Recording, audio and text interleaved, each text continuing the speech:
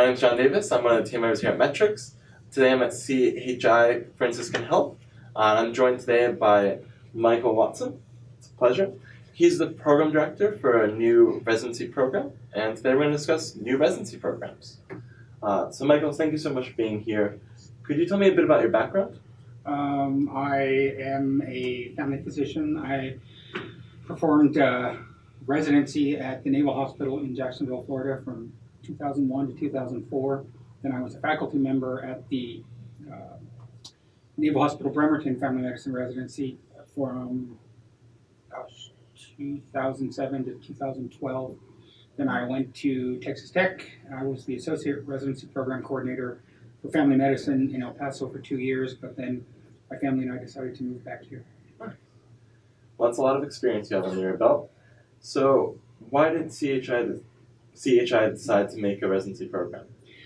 Harrison Medical Center, the CHI Franciscan Health Harrison Medical Center, the sponsoring institution for us, performed a needs assessment survey about 4 or 5 years ago, and they determined that over the next 10 years there's going to be a shortfall of about 50 physicians, primary care physicians, in the local community out in the Kitsap Peninsula.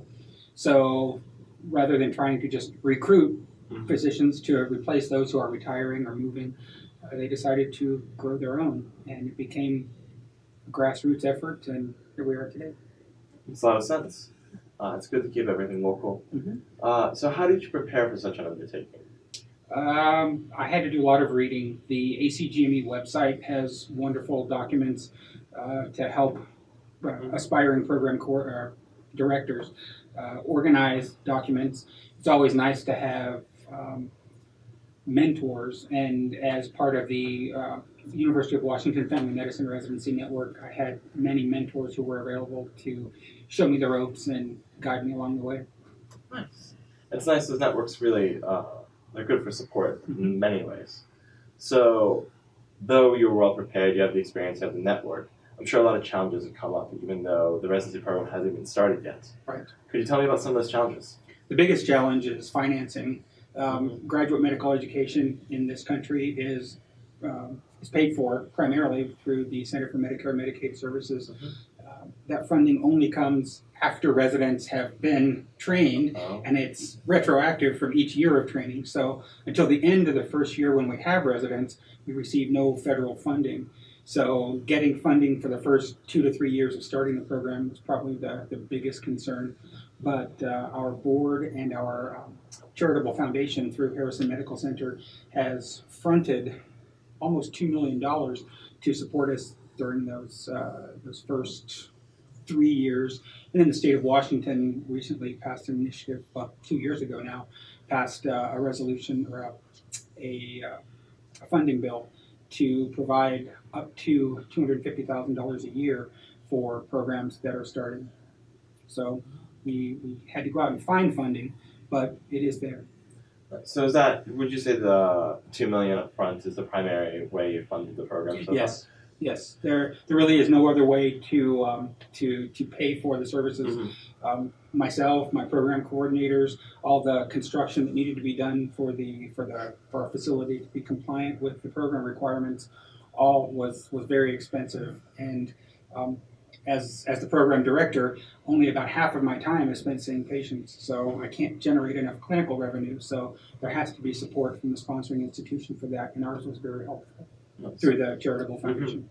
So, besides accessing the sponsoring institution or the charitable foundation, did you look at any other funding methods? There were a few other options that were floated.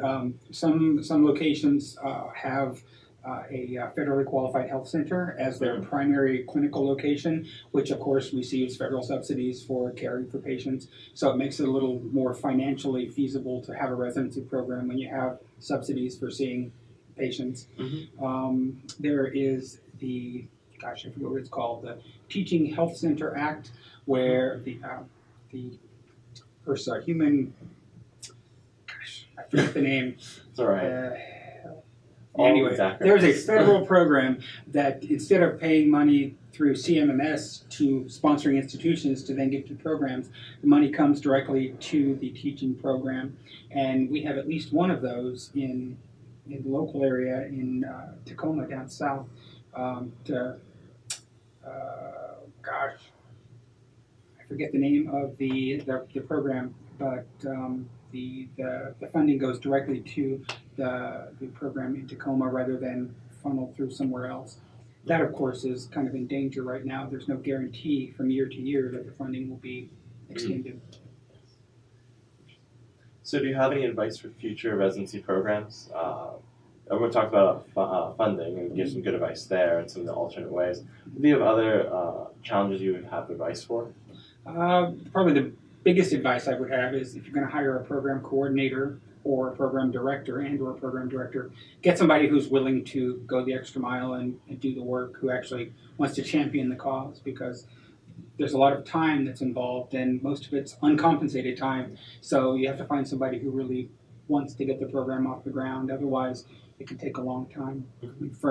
For our program, from the time it was approved by the hospital board to now, where we're expecting our site visit next week, it's been a little over a year, and that's pretty fast. It could have been a lot longer, but again, my sponsoring institution has been very helpful in giving me the time to do what I need to do. Excellent. That's some great advice. Thank you so much for being here with me today. It's a pleasure.